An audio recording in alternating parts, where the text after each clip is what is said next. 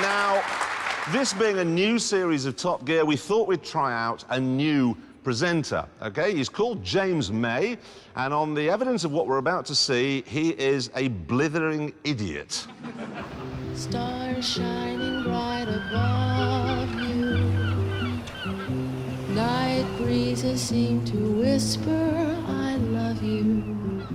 Birds. One day, probably in the dentist, you'll find yourself leafing idly through the small ads in the back of a classic car magazine. And you'll probably think to yourself, all that money I spent on a Ford Mondeo could have been used to buy something really interesting, like Mark II Inspector Morse-style Jag, for example. An old Porsche 911. There are quite a few old Porsche 911s in here.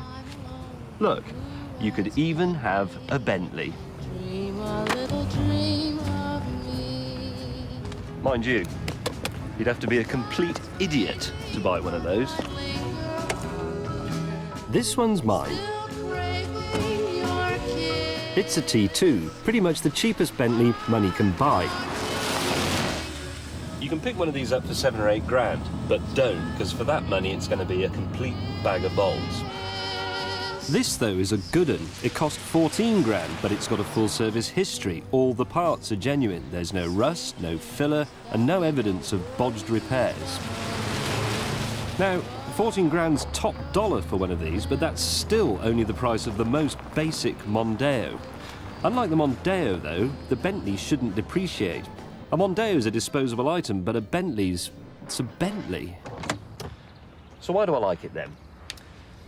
Well, I like this wood. Someone's taken a lot of care over that.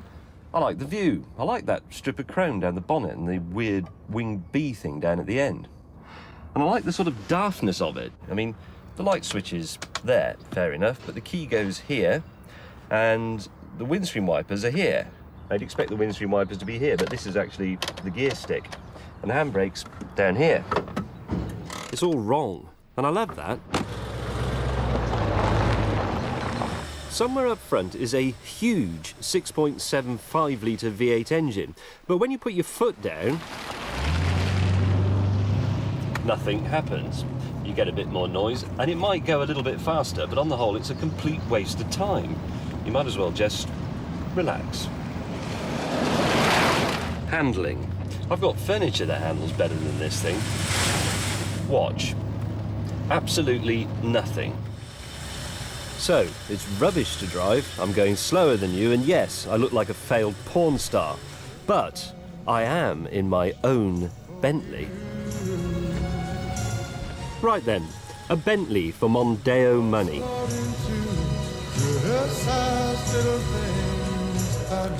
Some of you are pretty tempted by this idea, but hang on, I haven't told you how it ruined my life yet. I said this car doesn't depreciate, but big deal. Who really cares about depreciation anyway? It's just something that goes on all the time when you're in the pub or in bed. It's not something that hurts you every day. For that, you need a Bentley.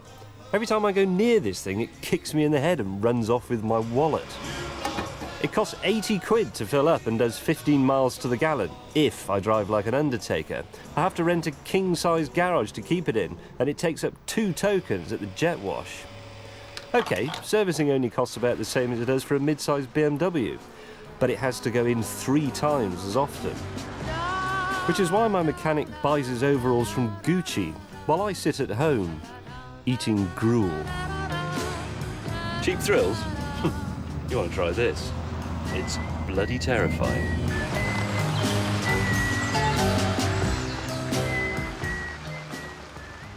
It seems to me you could have done that film a lot shorter than that. Yes, it's, for the money you spend on a basic Mondeo, you could buy an old Bentley, like I did. Don't. Exactly. Don't go anywhere near it. It's a stupid idea, isn't it? It is. It's fine as a hobby, but this is my only car. You don't even have another car? I don't have another car. Well, how many sacrifices do you have to make? Going for a curry, having mates, having a proper car. In any form of life. And presumably it won't fit in your garage, since you live in London. No. Well, actually, that's not quite true. The first 12 feet fit in the garage magnificently, even though I can't actually get out of the car. But then there are 2 feet on the pavement. Yeah, you don't want that. And then the last 3 feet are on the road and get a parking ticket. And if I put the whole car on the road, you have to pay the council tax, obviously. Because it's a house, really. It is. The thing is it's not my sort of car. But then we do differ, don't That's we, why I really? like it. Yeah, Jeremy. exactly. You just look at what I say and go, he's wrong. I looked in gonna Auto Trader and I thought, what wouldn't Jeremy buy out of all these cars? That one. Yeah, I'll have I that. respect that in a man. I really do. You said in the film you have to rent a garage. Yeah. Well, how far away? I don't know, 7 miles or so. You rent a garage 7 miles from your house. How do you get there, then? On my folding bicycle, obviously. You are mad.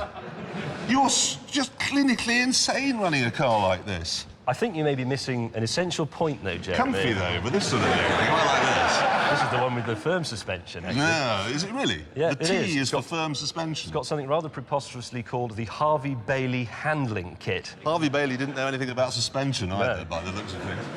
Despite all that, I think, well, let's say, of all the cars in this studio, this one is actually the cheapest, No, is it's it not? the Smart's cheaper. That's 30. It's £500 cheaper. You can have a Smart, OK, well, which doesn't do this. this would have been cheaper. This would have been cheaper if I'd not felt sorry for the bloke who was selling it and haggled a bit more. Then That's I'd a have probably British got it. disease. It is a British disease. Well, I a very feel really British sorry car. for him, yeah. Am I right in saying this car is so cool that most people, by which I mean Jeremy, don't realise it yet? OK, hands up if you think it's a cool car. Yes. That's 1, 2, 3. And on that bombshell, let's do the news, shall we?